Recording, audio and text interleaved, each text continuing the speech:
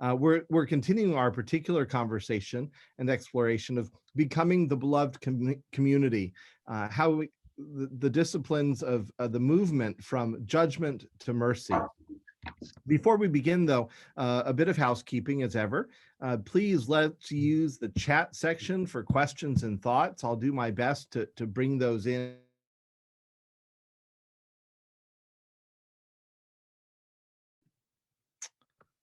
Have I been muted that whole time? I have. No, just at the very end there. Oh, just at the very end. I wonder how that happened. Okay. Thanks, Joseph. So a bit of housekeeping before we begin then. Let's use the chat section productively and abundantly. It's a great place for our questions and thoughts, and I'll do my best to bring those into our conversation. As ever, we also have our structure to the morning. We're going to begin with a conversation and a presentation by our guest speaker and presenter today, the Reverend Melanie Mullen. I'll say a bit more about Melanie. I'm hugely excited and grateful to have her with us today.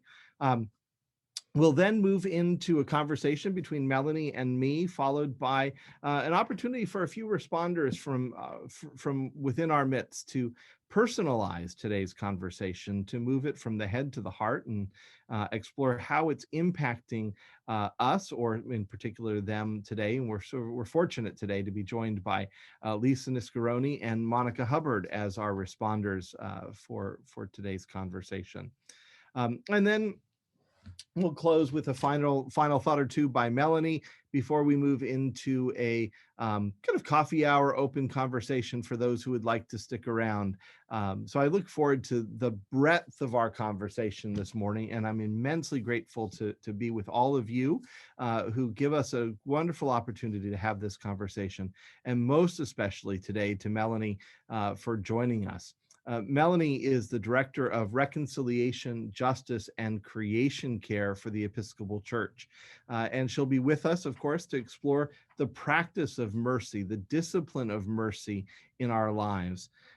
Now, Melanie comes with, I think, two great passion, or a great passion and a really profound experience that will perhaps we'll have a chance to explore all that she represents and brings to us today.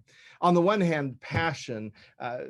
Prior to joining the Episcopal Church office, she served as a priest, but in coming to the Episcopal Church office, she's been able to develop and expand all of her passion on this whole, as she put it, change the world thing, and a ministry that allows her to explore who we are. What a profound question that is. It sounds so easy, but it's so profound. Who are we? And how are we to be together? How are we to relate to one another in the best way possible that brings out the blessedness and beauty of each of us? And ultimately, what does it mean to do justice with one another and for one another? So I'm excited to explore these passions with Melanie today, and to share one other piece. And Melanie, I hope you might expand on it a bit more for us as well. But Melanie shared with me what was a startling historical note, because it really drove home for me the proximity of our past and racism. The racism of our past and our current society today. Melanie grew up in Charlotte, North Carolina. Many of you know that Charlotte is dear to Jessica and to me, as we've just, in fact, we're just down in Charlotte this past week celebrating Jessica's grandmother's 101st birthday.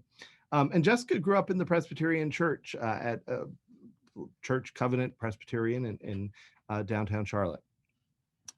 Melanie too grew up in the Presbyterian Church at First United Presbyterian, also in downtown Charlotte, right across from First Presbyterian Church. Catty corner, if I'm not mistaken, from one another. Two Presbyterian churches separated by a corner or a street. and yet separated by so much more. A church, one that was traditionally African American, and one that was traditionally white. And it wasn't, in fact, until 1991 that the Presbyterian Church integrated. So a history of deep division that not unique to the Presbyterian Church by any means, but revealing, particularly to me, the divisions that we have created over time in race, and their proximity to our lives still today. So the work and the conversation that we're about, this conversation of the sacred conversation on race, faith, and society today, is as real and as important as it ever has been. And so I'm delighted and grateful, Melanie, to have you joining us today to share your experience, to share your wisdom and your insights as we seek to become a more beloved community that reflects the beauty and diversity of God.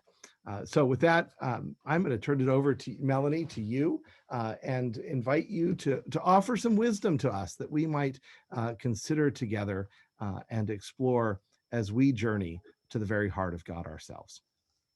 Well, thank you so much. I am delighted to be here with you. I loved watching your service on Facebook, as we all do. It's a great way to commune without communing. And I love just chatting and finding some more folks who have a familiarity with my hometown in North Carolina and the ways in which the church is so small. We are one community that circles around each other and learns and grows from our experience. So yeah, thank you so much for that introduction. I love that the points of connection.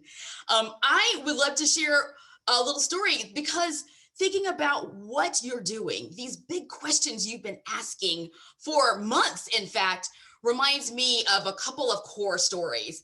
And I'm just going to share my slide real quick, because as you'll see, pictures become really important to this little bit of the story.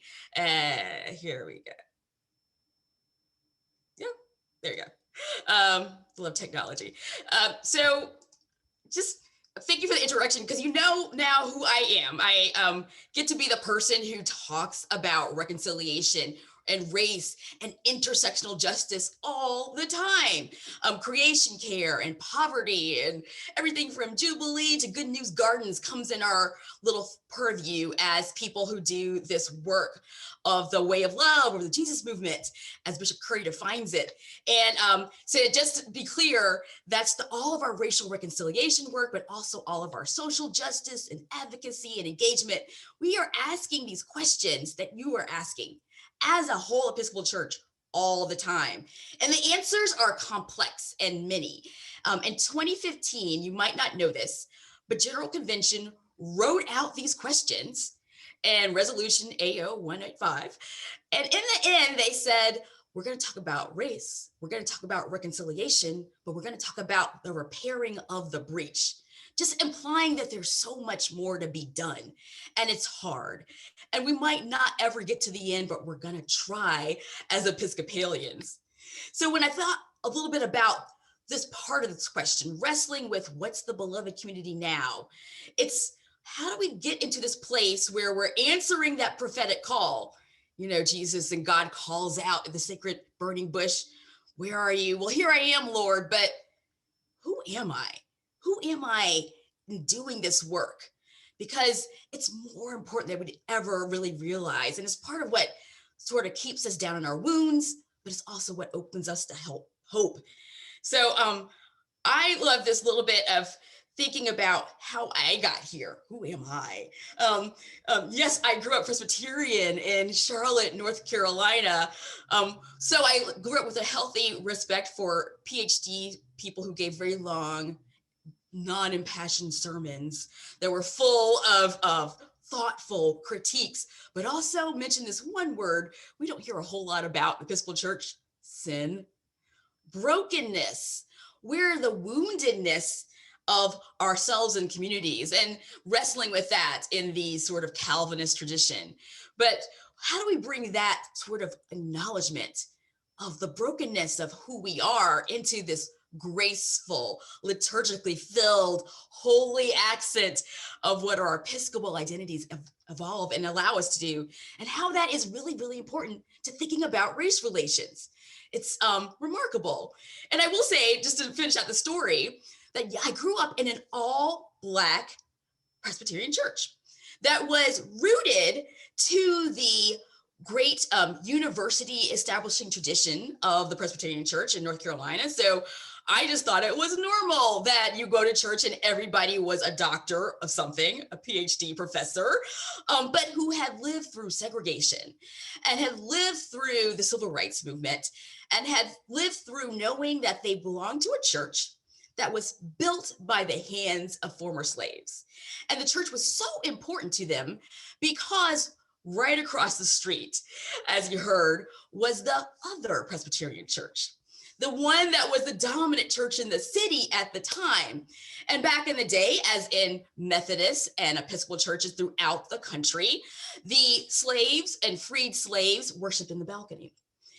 And when, as people wanted to maintain a fuller connection to that worshipful community life, wanted to come down and pray, worship, have what Presbyterians have, the very infrequent communion, they were picked up forcefully and dragged out.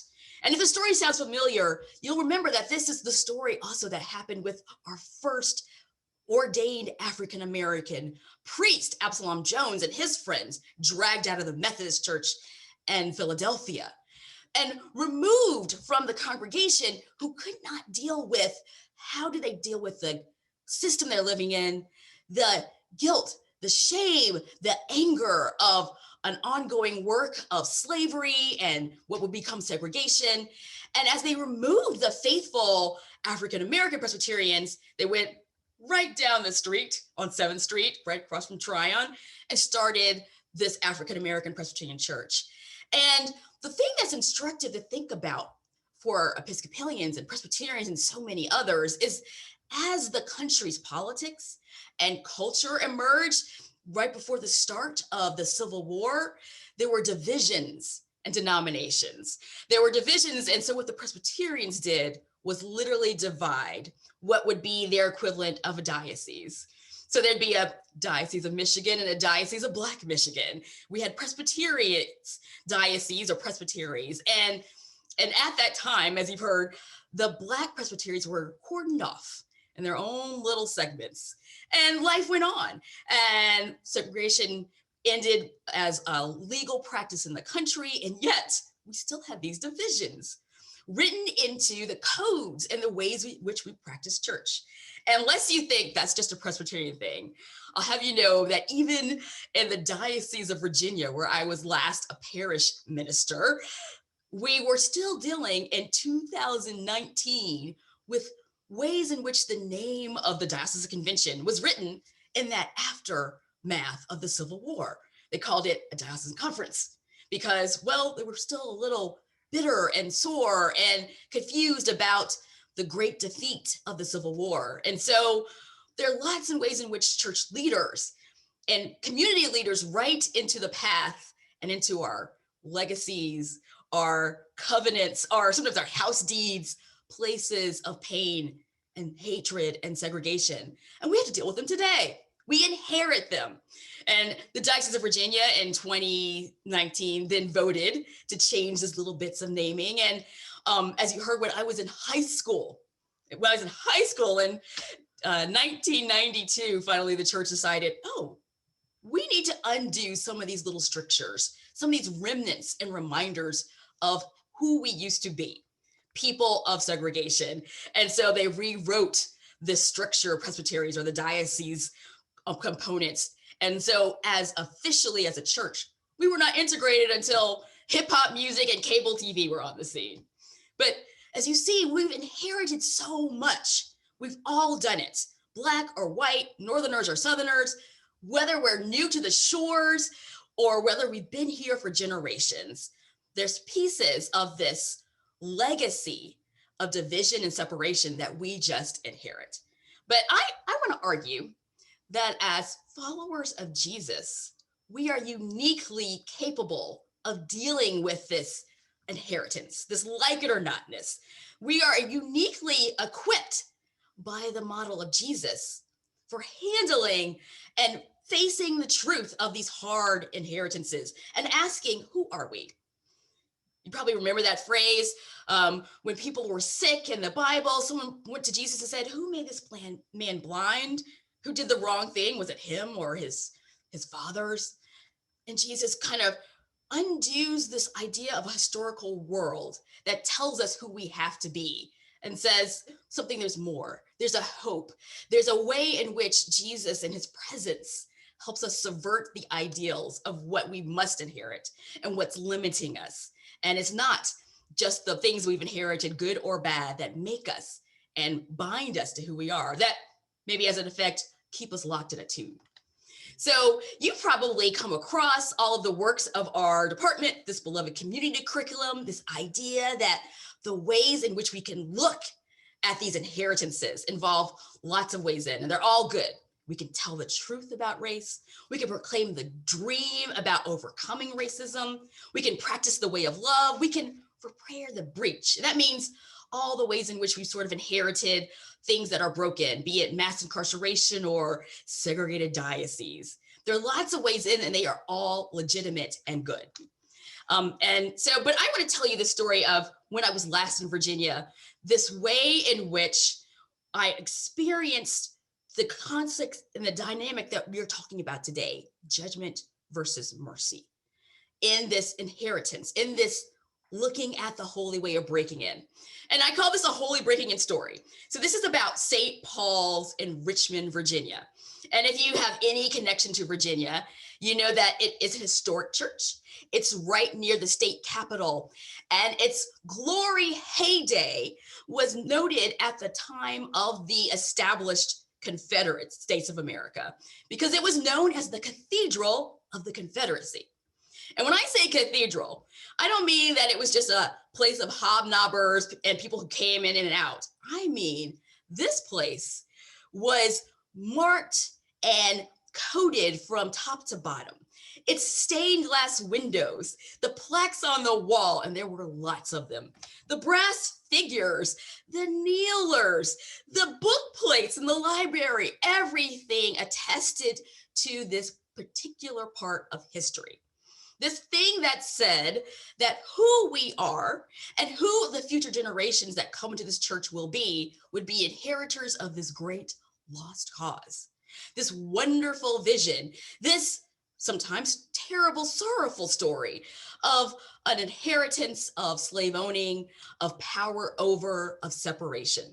But the thing about St. Paul's is that it was also this really quirky liberal church, the church that Jack Shelby Spong found his voice in and started writing. This place of radical liberals in the South, the deep South, the deep historical networked in South, and they felt this conflict. You know, how are we the people that adopt the school that's 2 miles away in the largest public housing project in the Southeast? How are we those people that spend our time and energy and money thinking about our partner congregations in Eastern Africa, living and working and thinking about justice, being the first place where women could wear pants and where people could have same-sex marriages? How are we those people? And also the people who look at the beautiful Tiffany windows. They're gorgeous, 2 stories high, worth millions. And each window is dedicated to a legacy of the Confederacy. And the most popular one was this one right here. You'll see it's the story of Moses. He's freeing the people. He's leaving and fleeing Egypt, and they're running, and the people are following behind him. And inside this glass window, there's a narrative. It explains what you're supposed to see. Just a little note from college. When people tell you how to interpret art, it's propaganda. So this one says, this picture of Moses looks just like our great hero, Robert E. Lee. And he is leading the people of the South, meaning the white people, the Confederacy, away from their dusky master. And you can't see in this one, but up in the little corner, there's a brooding Abraham Lincoln and all his soldiers looking evil. It's a flip. It's an inversion of a story of liberation that was used to nurture and soothe those who inherited the legacy of this cathedral of Confederacy. And boy, did it soothe, and boy, did they monumentalize it, because these windows are, like I said, they were raised, they cost thousands of dollars to build, they're worth millions now, and they are gorgeous. And yet, it's trying to tell everyone who sits in that church, who sits on the pews that were marked, President Jefferson Davis sat here, Robert E. Lee sat here, that this is who you are. This is who you have to be. A person that lives into this skewed version where liberation is a binding into a broken history of loss, that one that separates those from those who live right across the street, white from Black, Confederate from Union, loving self from an other self. This story is told in every window of the church. I mentioned there are two stories up. Here is across the way, the story of Paul in the New Testament pleading for King Agrippa. And once again, it tells us in the window, this is our great president, Jefferson Davis, pleading before the terrible Union conquerors for his freedom. Every story in the Bible must be interpreted, must be retold to make sense of woundedness, of loss, of the end of the Confederacy, of confusion of power. And on it goes with these biblical stories, not being able to help people make sense of the gospel hope, nor of what reconciliation really is. So I'm going to part with this slides real quick, just to say that I'm pointed to the importance of knowing who you are in reconciliation with my good friend and seminary classmate, who is now the bishop of Western Rwanda. Bishop Joseph says what he wants Americans to remember as experience coming through the South and being at VTS is that the most difficult step in reconciliation is bringing people to open their hearts, to tell what they inherited from their ancestors, what they experienced themselves, and what could be the way forwards and sustainable reconciliation. So this idea of inheritance is obvious even to someone who grew up on the other side of the world, whose experience with Southerners in Virginia was 2 semesters at VTS where he was a brilliant bishop. And yet we're still forced to ask this question. What have you inherited? Who are we? Where does the line draw? So I'll tell you a little bit more about the work that St. Paul's did, because there was this moment, and I was so privileged to be there as that church faced what happened in the early 2010s. There were, remember the Trayvon Martin shooting. There was the horrible massacre at Mother Emanuel in South Carolina. There was the moment when the General Convention of the Episcopal Church voted and made a resolution saying, guess what, churches? You should probably not have Confederate flags in your sanctuary.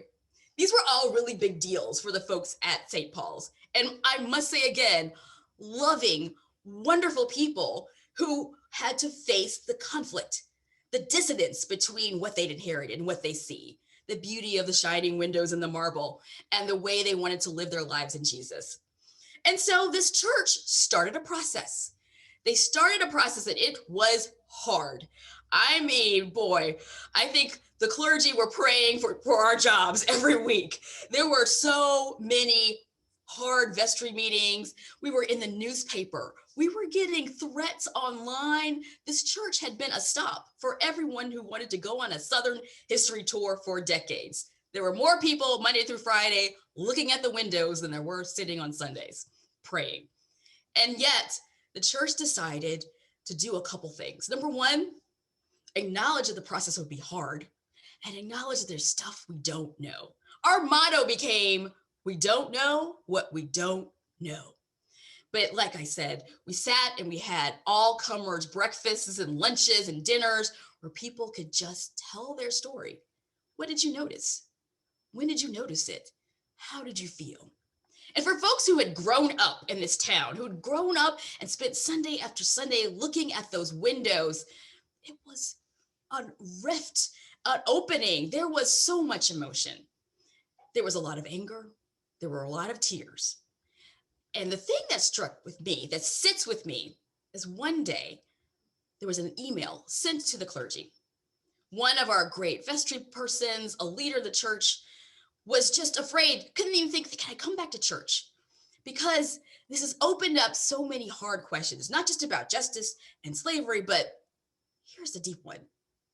What does it mean for my granddad, who loved me, who made me who I am, who took me out fishing, but I know was second cousin of Confederate generals and was just an unrepentant racist? I heard him say things, I heard him be hurtful, but he loved me when no one else did. Does this mean that my grandfather who loved me is in hell? We were stunned. And not just this one email, but the question trickled up again and again.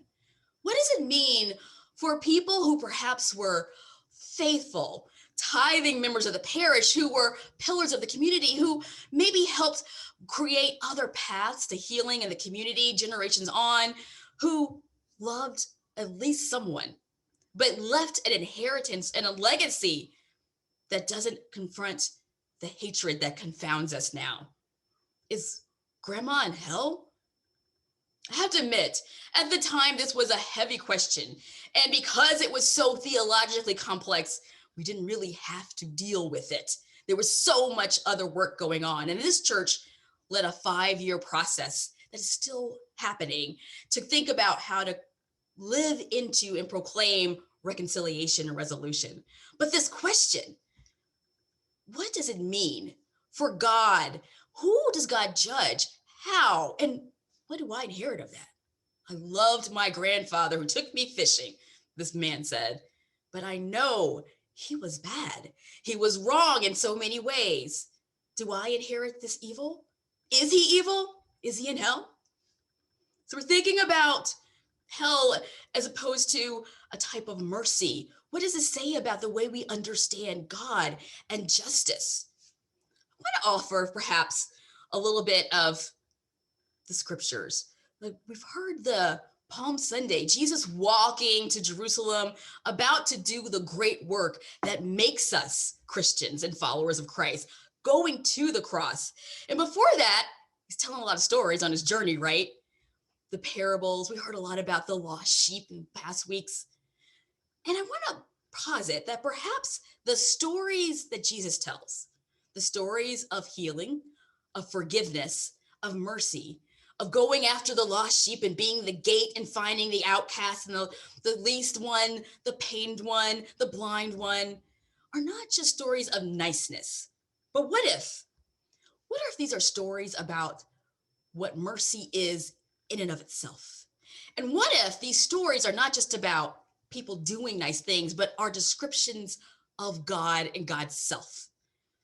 That Jesus tells stories for the same reason everybody does for generations and generations, time immemorial, to play with our imaginations, to expand them, to create an apocalyptic or imagination of heaven and hell and who we are and where we came from that is more in line with what God is. God goes after the lost sheep out of mercy, a type of mercy that will sink into the core of our soul, a mercy that is freeing and liberating. If we experience that type of God, then the experience of a God that condemns folks to hell, that lets people rot in the confusion, that says, well, nothing can be done. There's got to be an up and a down, a status quo that says, well, there's got to be ins or outs. It's too bad about the legacy of slavery. Let's just ignore it and move on because there's always going to be friction. There is no hope of peace.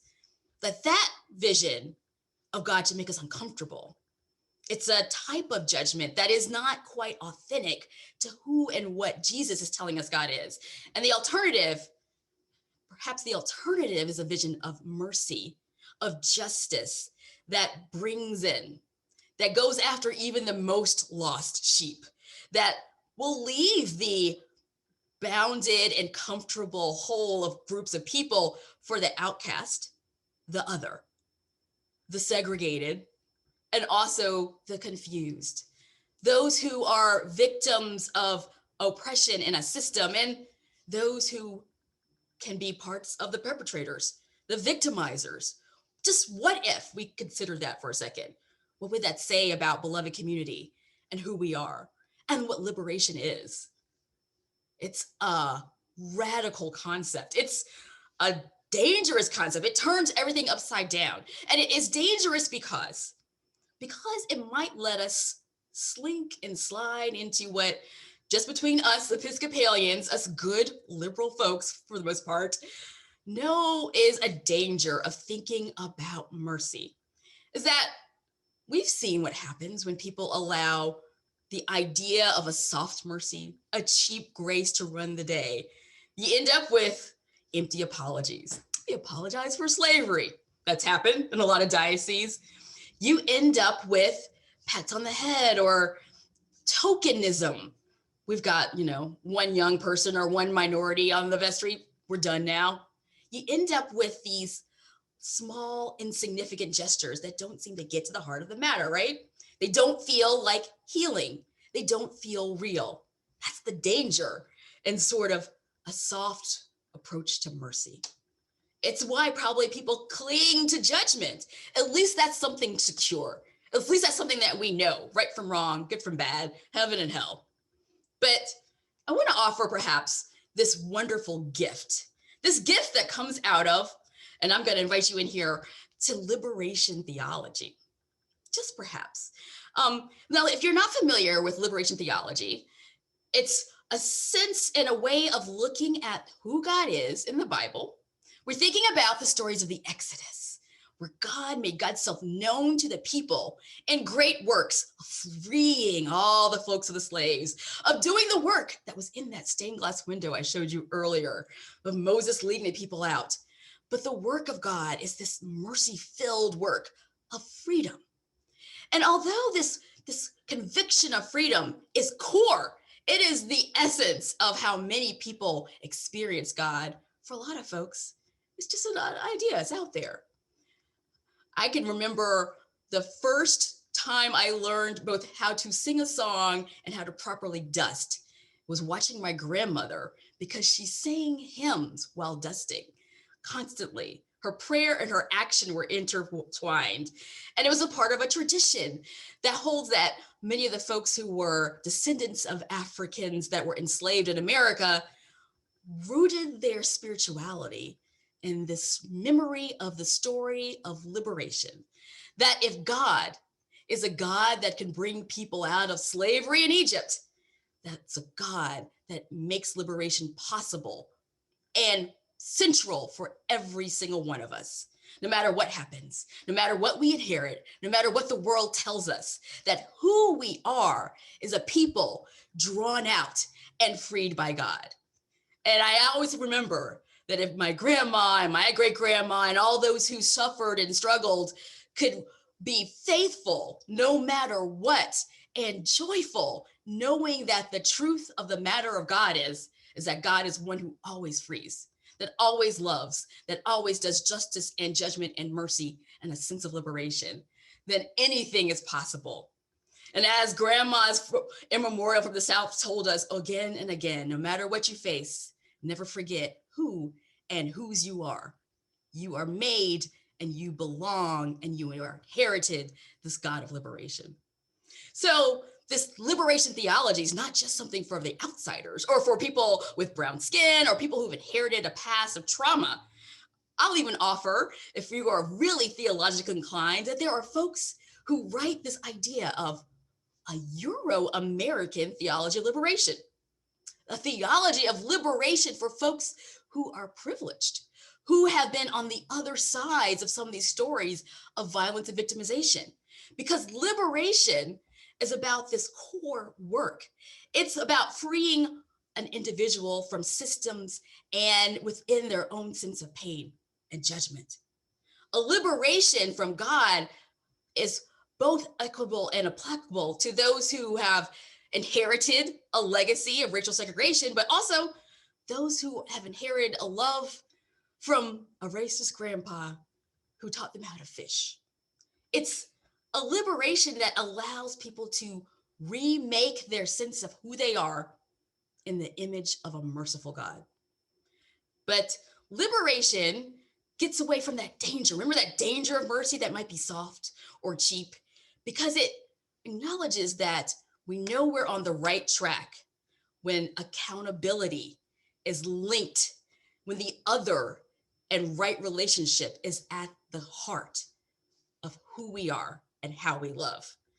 Accountability is probably the most liberating thing that we can get into, because it's not about judgment. It's not about go to hell and, cowardice. Accountability is linked to the other. It says that my dignity is linked with yours, be it grandpa in the canoe or grandma dusting and singing spirituals of slavery. Accountability to who we are in the system, being free to it, well, it's linked to grief. For those who might have caused harm, it transforms us. It allows us to get out of shame. One time when we were at St. Paul's preaching and teaching and working our way through learning about justice and liberation and the Confederacy, I asked one of my colleagues, who was a descendant of the folks named in the plaques on the wall, who was second cousin of the Lees and the Washingtons and the Jeffersons, but had always been this generations-long great fighter for justice and integration. How do you find your strength? Where do you find your ability to keep doing this work? Even way back when people thought it was strange and didn't want to invite you to dinner parties anymore because you were inviting Black people to your house. Where do you find that? And he said, well, I wanted to ask you the same thing. Where do you find your ability to be the first Black employed priest at this parish, to preach and take communion every Sunday at this church that has a gigantic brass plaque at the crossing dedicated to Robert E. Lee? Where do you find your strength?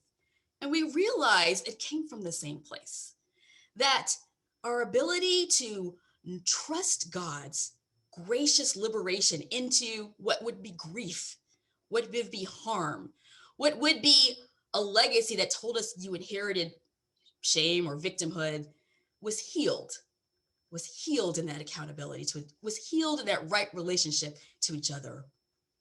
This priest told me, once I realized that there were also good things I inherited from my legacy, from my namesakes, as well as some bad, once I was able to hold them all together and know that all of it is a part of the human life, the pain, the suffering, and be honest, and to hold myself accountable, I was able to be at peace. And I thought, yeah, the same thing. Once I realized that, well, being the descendant of enslaved people who had stayed in the South during segregation and not gone north like everybody else, was not solely a source of shame, but a place where they drew strength and love for the community from God. That too was a source of strength and healing. Right relationship, accountability is about, well, it makes things whole. It's this salve, it's this balm that heals a wound that some of us might not have ever known we had. It's the thing that makes real hope possible. It breaks through, it ruptures the systems that tell us again and again, only certain things can be done. People are inheriting of what they've inherited. There's not a lot of hope or change. It breaks that open and heals the wounds that we might have been avoiding all along. I'll tell you where I saw accountability show up and help people redefine themselves. These are at St. Paul's, as we talked and had this conversation again and again about what do we do now? What have we inherited? Where do we go? The folks decided to start a process of walking and learning and talking. Because the thing about liberation, about mercy that is rooted in accountability is it must have action. You can't just talk about it. Can't just write a resolution and send it away. You have to do things. So there's some of the things they did, which were delightful, were, well, they started a history club. They started a history club. And that's great because not just did they learn the facts of history, but also they learned how to retell the story of who God said they were as a liberating tale. So these pictures, not great, because how do you describe learning? But this is what the folks did together. This is our lovely gray-haired folks learning first how to use a computer, how to do internet research, but then learning how do we read slave records? And they track their own history. They have written a full book of the relationships and understanding between the history of this church, the history of the city, and the history of the Confederacy and segregation through time. They reached out to their neighbors and learned the ways in which their African American counterparts, parishes across town were founded, how the legacies beyond the 1860s helped shape, and sometimes for hard ways, people's lives, rewriting constitutions, making it impossible for folks in their town who were of color to own land. They did their own research as a way of walking in accountability. And what they found was not that it made them sadder. It wasn't that it was so painful they couldn't deal with it. What they found was that it was healing. Some of the folks who were working on this research process, I was a little worried about them. I was like, gosh, the writing is coming fast and furious. It's like it's their job. The work of holding oneself accountable, even in telling the right story, energized them. They were on fire. Their faces were glowing. They were all excited. They were like wanting to tell their projects on Sunday mornings. It's the inverse of what we think. We think avoiding the pain of what we've inherited will make us feel better. But in fact, it's walking into that accountability. It's walking into that right relationship that made them whole. It took the poison out of the wound. It helped them understand the system. So I invite and offer this radical idea that creating a hopeful version, that healing the pain of what the world and the system has told us we inherited from racism, from segregation, from histories of oppression and otherness, is something that is rooted in right relationship. And the hope that Jesus offers us is a radical hope that as Jesus was resurrected, as we will celebrate next Sunday, the hope that said little women could go at the tomb and move this big rock, the hope that said no matter what the world says can't be done, that who you are is not important, or that who you are will always be tainted, that all you are is the inherited legacy of privilege or oppression, that God offers us something else. A way to stop sacralizing the system and instead name who you are as a created and beloved child of God and a sibling with all those others who we hold at arm's distance in fear.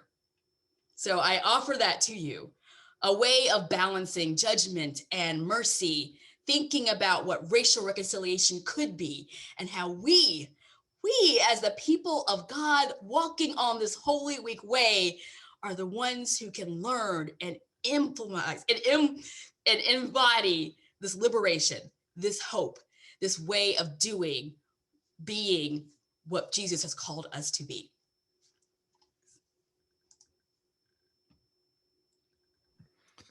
Melanie, thank you.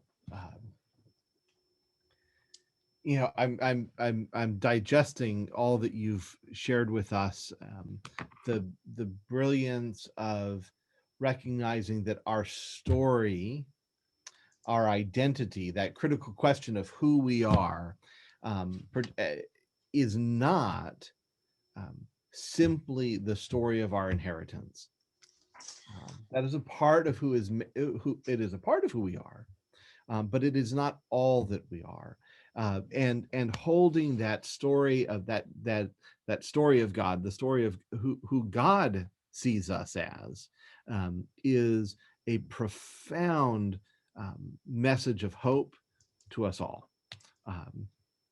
You are echoing so beautifully and brilliantly and reminding us of where we started in this second part of our Sacred Conversation series. We started with, the first discipline is hope, right?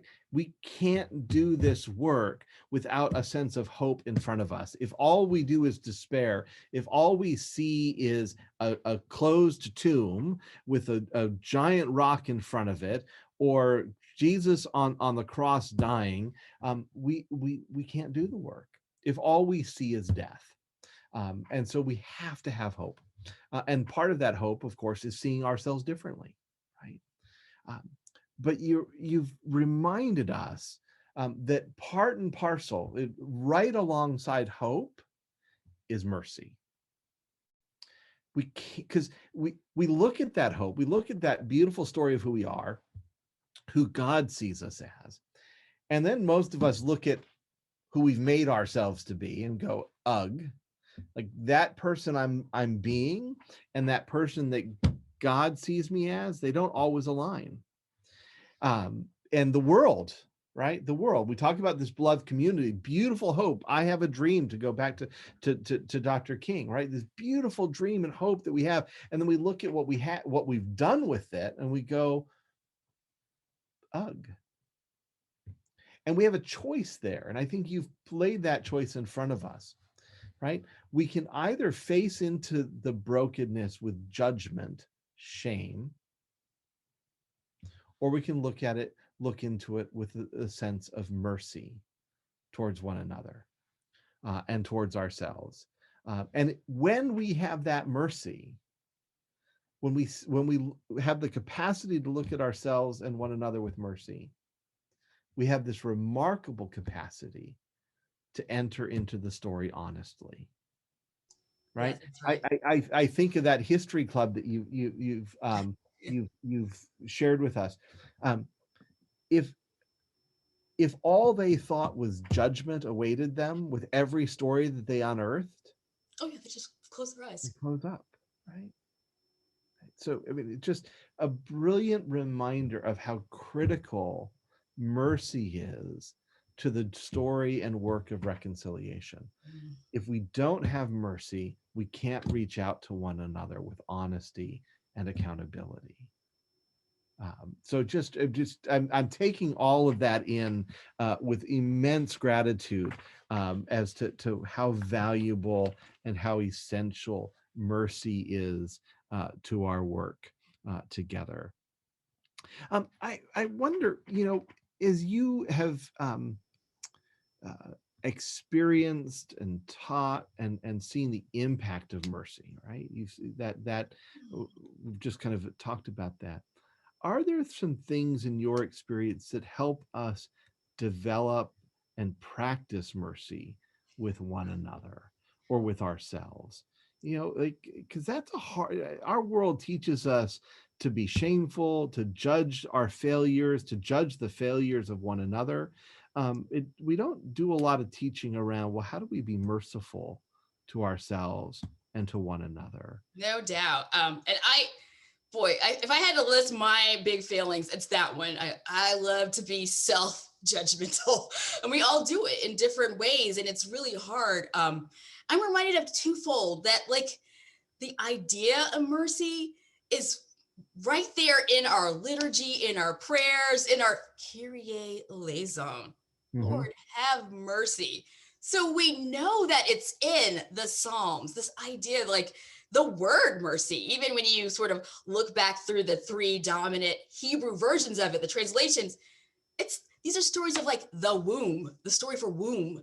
That word is mercy. So it's so core to, it reminds me of like remembering, I love this phrase that when you can't stop judging yourself, remember who loved you most in the world. Like God loves you at least as much as the person who loved you the most, probably the person who rocked you as a baby. And that's a key to need to point to over and over again. But thinking about like realistic practices, totally different example. After this sort of cataclysmic time we experienced, January the 6th, this uproar, folks dealing with our country, people and families falling out on different sides of the election, I live less than a mile from the Capitol, all of that. Brene Brown who is an Episcopalian, Mhm. had this wonderful reminder for me that was merciful, that when we want to engage the other, that we are just rooted and wrapped up in our judgment, because it is easy to be full of judgment for political others, right? The reminder that she had was, number one, never talk about the thing that is the core of your violent conflict. So, and this is probably the case for a lot of you. Even in my own family, I had someone on this other political side. And my first thought was, I'm going to tell them, like, I'm just going to let them have it and just argue and reason. And yeah, I mean, God's righteousness, how could you? But this reminder that first being merciful is connected in relational reality, that if you want to be able to do anything, you would go, okay, we differ. I'm judging you, but remember how much we like fishing. Remember that we're cousins. Remember first where we come from. That, and I love that reminder that it's the relational reality that always puts our compass north. And finally, I'll say this one more thing about being relational. And it might sound a little like, oh, well, it doesn't get to the heart of the matter. It's not attacking the issue. You're a racist. But remember that we like to fish, or remember that we're all cousins. It works. I'll say the worst, best remember meeting I ever went to is St. Paul's. For some reason, when things are about to go good, as my grandma would say, the devil kicks up the antibodies. Things were going really well. We were on our way, and all of a sudden, everything fell apart. The whole congregation, the vestry was like, oh, we can't do it. We can't tolerate the tension anymore. Oh, our neighbors are talking about us, saying that we're going to destroy history by taking the plaque off the wall. You know, like the tension built up so much that everyone was feeling this judgment, and the result was like this crazy meeting where like people wanted to fire all the clergy, and just resolutions were flying. And a couple hours in, I remembered I had this little book on conflict management, and it said, number one, always remind people, no matter how serious a fight, why you're related to each other. And I thought, well, this is getting bad, but you know what? We all love this parish. So we remind each other, look, we're all here because we love this community. We got here in some way because of our love for each other. And secondly, as we're like debating, oh my gosh, well, like, you know, my neighbors hate me and my grandma is judging me and I'm judging myself. Our vestry was trying to figure out, are we not being loyal to history? You know, the plaque says Robert Lee's parish, it's pew. But who are we related to? Who can we key our sense of relation back with that puts us on a path out of extreme judgment into self-mercy? And it occurred to us, there is a beloved member of our vestry, one African-American, sweet, everyone respected him. And as we're debating, well, whose church is it? Jefferson Davis's church, or is it, let's call him Joe? Is a church where Joe is comfortable, or a church where we hold up this legacy no matter what for, you know, the sacred Jefferson Davis pew? That moment of reorienting ourselves to who we loved, to our friends who gave us life, calmed everything down. It just, we said we felt the Holy Spirit blow through the room. There's something about remembering the relational bit that helps us get back to the place of love. And body calm down, facial expressions soothe out. People were breathing again. Oh my gosh, we had a vision of love, of hope, of humanity that wasn't just for the other, but also soothed the selves. Because in the fight, in the judgment, everything is wrong. You felt that before. There's terrible conflicts, but remembering who you love, who loved you. It sounds a little weird because I'm also a rational Western person, but the idea that our relationship to another is the key. And I imagine that's what Jesus is doing for us all the time. Remember how God loved you. The good shepherd goes after the lost sheep again and again. I have a good shepherd on my bookshelf back there, because remember that experience. It is enough to get even me the critical self-judger back into this place of peace. So I hope that memory is something that will be a key tool to guiding us into mercy out of judgment, especially when it's going wrong for us. Yeah. I mean, what you, I heard really three things in your reflection there that I think are so profound, and I just want to kind of hold them out for us. The importance of remembering, but remembering two things. Remembering the story of mercy.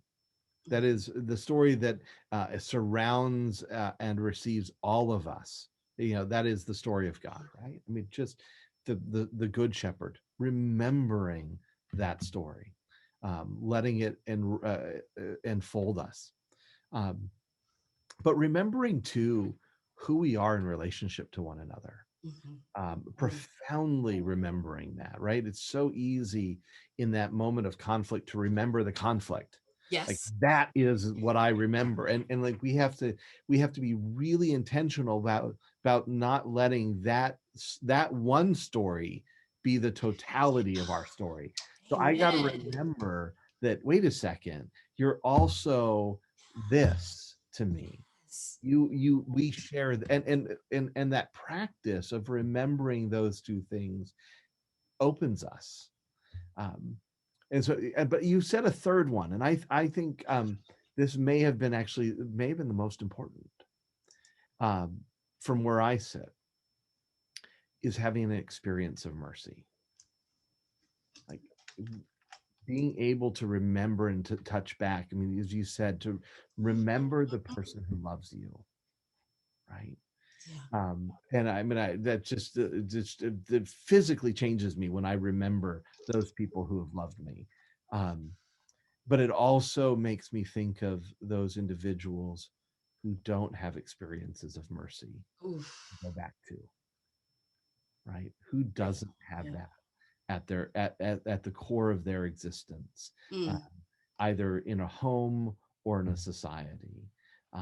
And so how do we foster experiences of mercy for ourselves, for those who are dear to us, and those who we don't know, right? So I heard each one of those with such resounding clarity, that what a profound and challenging reminder as to how do we build mercy into our lives.